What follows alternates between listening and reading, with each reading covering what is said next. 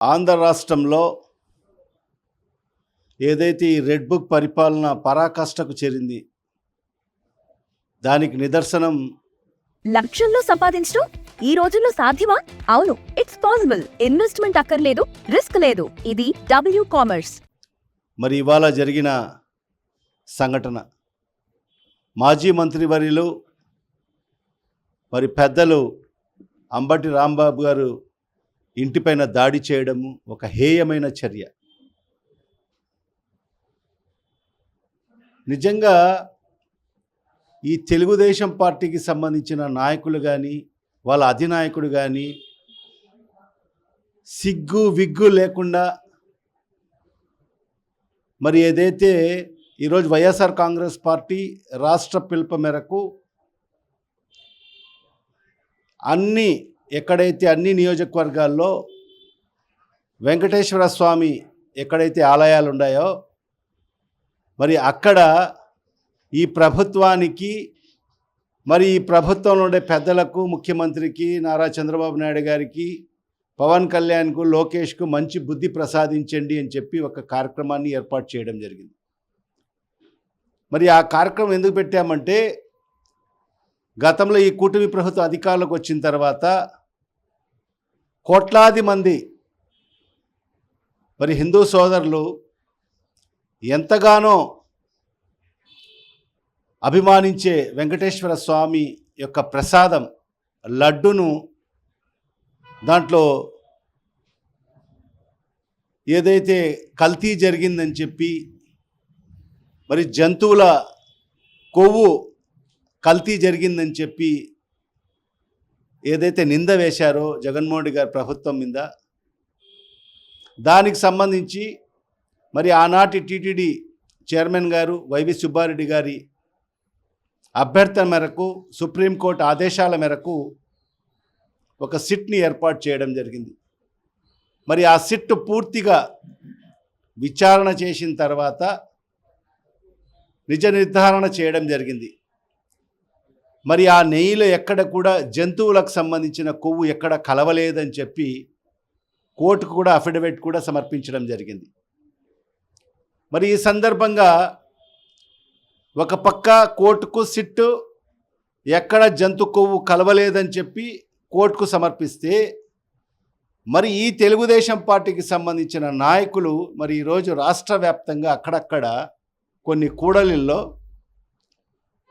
మరి మాజీ ముఖ్యమంత్రి జగన్మోహన్ రెడ్డి గారి ఫోటో పెట్టి లడ్డూని వక్రీకరిస్తూ కోట్లాది మంది మనోభావాలను కూడా దృష్టిలో పెట్టుకోకుండా మరి కొన్ని ఫ్లెక్సీలు కూడా ఈ రాష్ట్రంలో వేసిన పరిస్థితి మనం చూసాం. మరి దానికి సంబంధించి కూడా మరి ఇవాళ ఈ రాష్ట్ర ముఖ్యమంత్రి నారా చంద్రబాబు నాయుడు గారికి కూడా ఏ రకంగా కూడా కొంచెం అంటే కొంచెం కూడా ఆయనకు ఆ భగవంతుడు జ్ఞానోదయం కలిగించలేదు. అందుకోసమే ఈరోజు వైఎస్ఆర్ కాంగ్రెస్ పార్టీ ఈ ప్రభుత్వానికి, ఈ ప్రభుత్వంలో ఉండే నాయకులకు అందరికీ కూడా మంచి బుద్ధి ప్రసాదించండి. ఎందుకంటే కోట్లాది మనోభావాలను ఏదైతే వాళ్ళను దృష్టిలో పెట్టుకోకుండా ఈరోజు అందరి మనోభావాలు దెబ్బతినే విధంగా మరి ఏదైతే వెంకటేశ్వర స్వామి యొక్క ప్రసాదం లడ్డు యొక్క ప్రతిష్టను కూడా దిగదార్చే విధంగా మరి ఏదైతే ఈ ప్రభుత్వం తీసుకున్న ఏదైతే చర్యలు ఉన్నాయో మరి దాన్ని ఎండగట్టే దానికోసము ఈరోజు వైఎస్ఆర్ కాంగ్రెస్ పార్టీ ఈ కార్యక్రమాన్ని ఏర్పాటు చేయడం జరిగింది.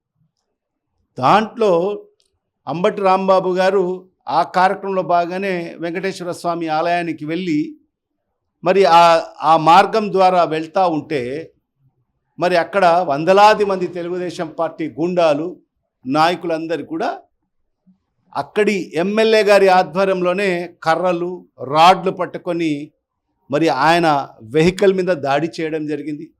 మరి అంత పెద్ద వయసు కలిగిన వ్యక్తిని కూడా ఏ రకంగా బూతులు మాట్లాడారో మనం అందరం కూడా చూసాం. ఒక మహిళలు కూడా బూతులు మాట్లాడే పరిస్థితికి వచ్చింది ఈరోజు ఈ కూటమి ప్రభుత్వంలో. మహిళలు కూడా బూతులు మాట్లాడే పరిస్థితి ఉంది ఈరోజు.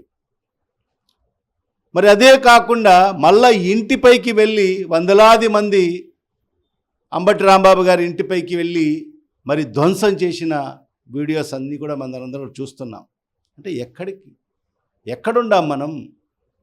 ఈ ప్రజాస్వామ్య దేశంలో ఉండామా, లేక ఎక్కడన్నా రాచరిక పాలనలో ఉండామా, లేకుంటే ఇప్పుడు వాళ్ళు చెప్తున్నట్టుగా లోకేష్ రెడ్ బుక్ పరిపాలన నడుస్తుందో అర్థం కాని పరిస్థితి ఉంది. ఇవన్నీ ఎక్కువ కాలాలు చెల్లవు. ఇప్పటికే ఈ ప్రభుత్వానికి నూకలు చెల్లాయి. ప్రజలందరికీ ఇప్పటికే తిరుగుబావుట వేసేదానికి సిద్ధంగా ఉండారు. ఖచ్చితంగా ఏదో ఒక రోజు వస్తుంది.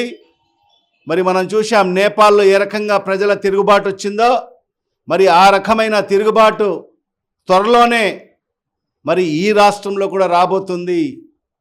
ప్రజలందరూ కూడా రోడ్లపైకి వచ్చే పరిస్థితి ఉంటుంది.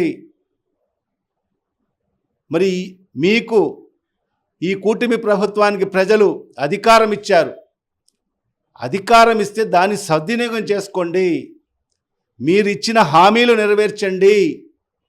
మీరు ప్రజలకు ఇచ్చిన ఏదైతే హామీలు ఉన్నాయో ఆ హామీలన్నీ కూడా నెరవేర్చి మరి ఈ రాష్ట్రాన్ని అభివృద్ధి పదంలోకి ముందుకు తీసుకెళ్ళండి అంటే మరి అవన్నీ కూడా పక్కన పెట్టేసి మరి ఈరోజు రెడ్ బుక్ పరిపాలన నడుస్తూ వైఎస్ఆర్ కాంగ్రెస్ పార్టీ నాయకుల్ని టార్గెట్ చేయడము, మరి వాళ్ళ కుటుంబాలను ఇబ్బంది పెట్టడము, మరి ఈ రకంగా మాజీ మంత్రులను కూడా చూడకోకుండా, మాజీ శాసనసభ్యులను చూడకోకుండా, వాళ్ళ వయస్సుని కూడా లెక్క చేయకోకుండా మరి ఈరోజు ఈ రకంగా వైఎస్ఆర్ కాంగ్రెస్ పార్టీ నాయకుల మీద దాడి చేయడం అనేది నిజంగా చాలా బాధాకరమైన విషయం. దీన్ని పూర్తిగా మేము వైఎస్ఆర్ కాంగ్రెస్ పార్టీ పూర్తిగా ఖండిస్తున్నాం. ఖచ్చితంగా రాబో రోజుల్లో ప్రజలు ఈ కూటమి ప్రభుత్వానికి, నారా చంద్రబాబు నాయుడు గారికి ఖచ్చితంగా బుద్ధి చెప్పే రోజులు దగ్గరలోనే ఉన్నాయని చెప్పి కూడా ఈ సందర్భంగా తెలియజేస్తాం. మీరు స్టోర్ క్రియేట్ చేసి లింక్ లేదా క్యూఆర్ ని షేర్ చేస్తారు. కస్టమర్ ఆర్డర్ ప్లేస్ చేస్తారు. డెలివరీ, రిటర్న్స్, రిఫండ్స్ అన్ని ప్లాట్ఫామ్ హ్యాండిల్ చేస్తుంది. రాష్ట్రంలో ఈ కుటుంబ అధికారంలోకి వచ్చిన తర్వాత తెలుగు రాష్ట్రాల్లో ఎప్పుడు లేని సంస్కృతి ఈ ప్రభుత్వం వచ్చిన తర్వాత దాపరించింది. 18 నెలలుగా మనం చూస్తున్నాం ఈ రాష్ట్రంలో రావణ కష్టంగా పరిపాలన జరుగుతుంది. దౌర్జన్యాలు, రౌడీజాలు, దహనకాండాలు. ఈరోజు అంబటి రాంబాబు ఇంటి మీద దాడి చేయడం అనేది చాలా దారుణమైన పరిస్థితి. నిజంగా ఇలాంటి పరిస్థితి ఒకప్పుడు ఏదో బీహార్లోనో ఎక్కడో ఒక రాష్ట్రంలో చూస్తున్నాం. ఈరోజు మన ఆంధ్ర రాష్ట్రంలో ఈ సంస్కృతి వచ్చిందంటే పరాకష్టానికి ఈ ప్రభుత్వానికి వచ్చిందనేది కూడా ఆలోచన చేయాలి. నిజంగా ఈరోజు అందరము వైఎస్ఆర్ కాంగ్రెస్ పార్టీ పిలుపు మేరకు సామరస్యంగా దేవదేవుడు అంటే ఆ వెంకటేశ్వరుడు లడ్డు ప్రసాదం మీద సిబిఐ ఛార్జ్షీట్ దాఖలు చేసింది. ఆ దాఖల్లో ఎక్కడ కానీ ఆవు కొవ్వు కానీ పంది కొవ్వు కానీ లేదు అని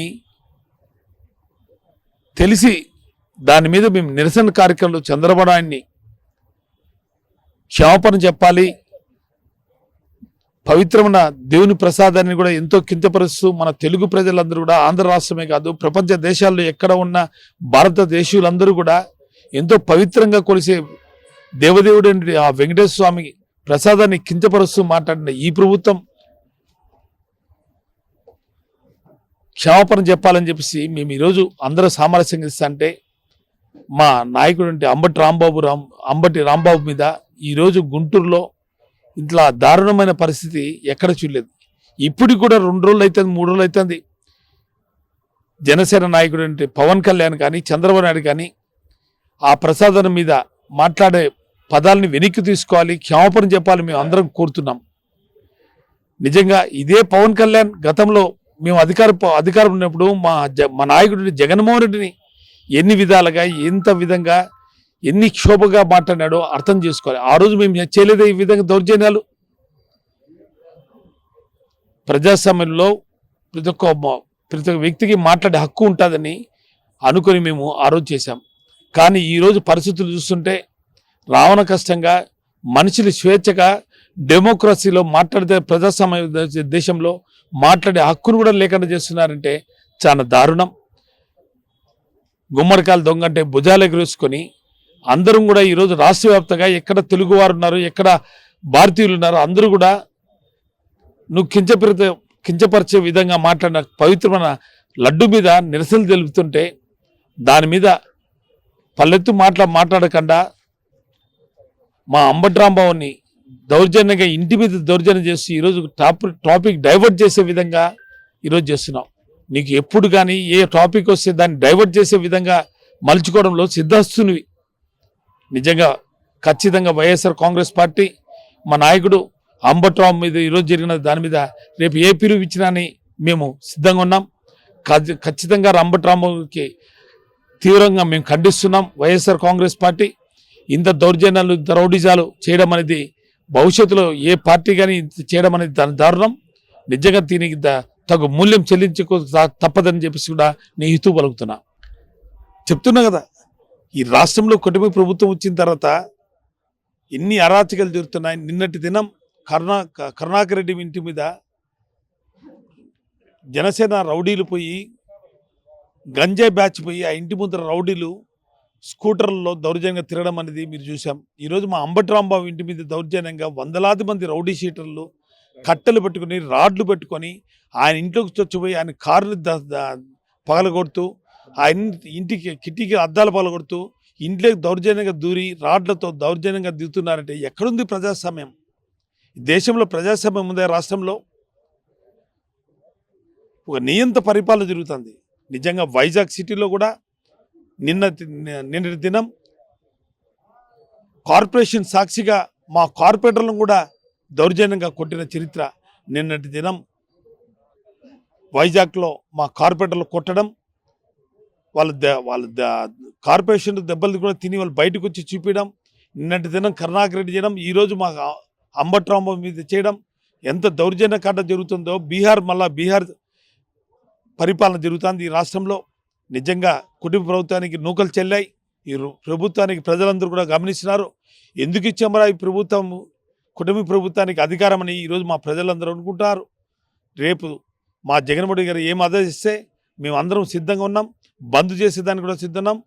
రాబోయే రోజుల్లో ఇదే విధంగా ఉంటే పరాకష్టంగా మీకు ప్రభుత్వానికి, తెలుగుదేశం ప్రభుత్వానికి, కుటుంబ ప్రభుత్వానికి కూడా హెచ్చరిక చేస్తున్నాం.